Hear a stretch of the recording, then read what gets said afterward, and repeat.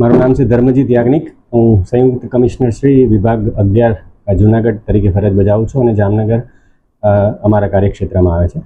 આજરોજ chamber of કોમર્સના પ્રતિનિધિશ્રીઓ અને state tax એસોસિએશનના પ્રતિનિધિશ્રીઓની બેઠક મળી હતી. એમાં મહત્ત્વના 2-3 મુદ્દાઓની ચર્ચા થઈ હતી. ખાસ કરીને ગાડીની સાથે માલવહનની સાથે જે પણ પુરાવા રાખવામાં આવે છે એની સઘન ચકાસણી કરવામાં આવે અને અધિકારીઓ દ્વારા આ મુદ્દે પૂરતી કાળજી રાખવામાં આવે એવી એમની રજૂઆત હતી. મારું એવું કહેવું છે દરેક વેપારીશ્રીઓને કે તમે જ્યારે પણ પોતાનો માલ વહન કરવા માટે મોકલો ત્યારે એ સમયે તમારા બિલ છે, ઈ-વે બિલ છે, એની સાથે અથવા જોબ વર્ક માટેના હોય તો એ તમામના યોગ્ય પુરાવાઓ માલ વહનની સાથે હોવા જરૂરી છે. તો આ પુરાવાની અધિકારી ચકાસણી કરશે અને જો યોગ્ય પુરાવાઓ હશે તો આપને કોઈપણ પ્રકારની પરેશાનીનો સામનો કરવો પડશે નહીં. એટલે માલ વહન સમયે પુરાવા યોગ્ય રીતે રાખવા એવી મારી એક અપીલ છે. એમાં એવું છે, અમારી સિસ્ટમ અલગ છે. અમે અહીંયા કમ્પ્યુટર સિસ્ટમ ઉપર ચકાસણી કરી અને એ ચકાસણી કરી એનો સમગ્ર અહેવાલ અમે અમારી વડી કચેરીને રજૂ કરીએ છીએ.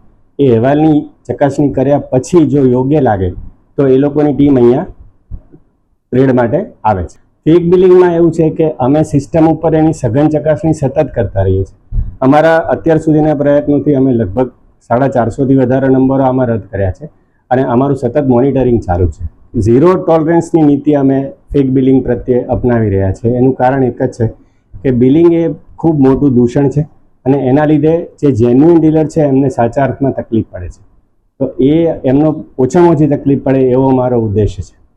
બિલિંગ માટે અમારું અત્યાર સુધીનું જે ઝીરો ટોલરન્સ નીતિ છે એના ભાગરૂપે અમારા નાયબ કમિશનર શ્રી દ્વારા સિસ્ટમ બેઝ અમે આ ચકાસણી કરીએ છીએ.